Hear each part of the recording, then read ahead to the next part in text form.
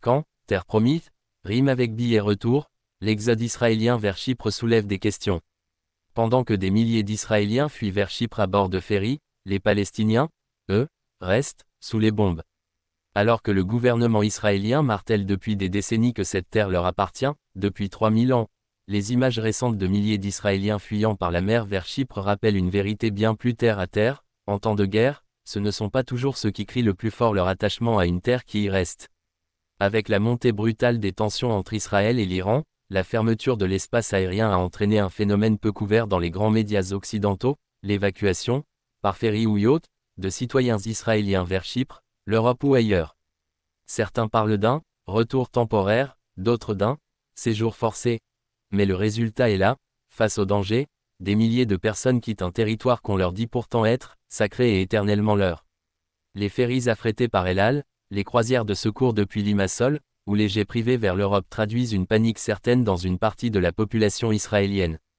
Pendant ce temps, de l'autre côté du mur, à Gaza, à Naplouse ou à Rafah, les Palestiniens restent, non pas par choix, mais parce qu'ils n'ont nulle part où aller. Pas de port, pas d'aéroport, pas de frontières ouvertes. Rien que des ruines, des bombes et une fidélité inébranlable à une terre qu'ils n'ont jamais cessé de revendiquer, au prix de leur vie. C'est peut-être là que se trouve le plus grand décalage, presque tragiquement ironique, ceux qui brandissent la mémoire de leurs ancêtres bibliques pour justifier une occupation, une colonisation, une annexion de facto, sont parfois les premiers à fuir à la moindre sirène d'alerte. Pendant ce temps, les Palestiniens, privés de tout sauf de leur attachement au sol, creusent pour survivre, mais n'abandonnent pas. Est-ce là la véritable définition de l'enracinement? Celui qu'on ne proclame pas en conférence de presse, mais qu'on incarne, coûte que coûte, même sous les bombes, même dans les ruines.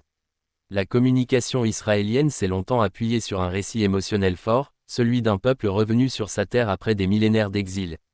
Mais ce récit se heurte aujourd'hui à une réalité plus crue, quand la terre brûle, quand les missiles pleuvent, ce ne sont pas les récits qui protègent, ce sont les bateaux, les passeports européens, et les moyens de s'exiler. Face à cela, l'image d'un peuple palestinien résistant, enterrant ses morts, tenant debout dans les camps, devient une forme de contre-récit, brut, viscéral, et profondément humain.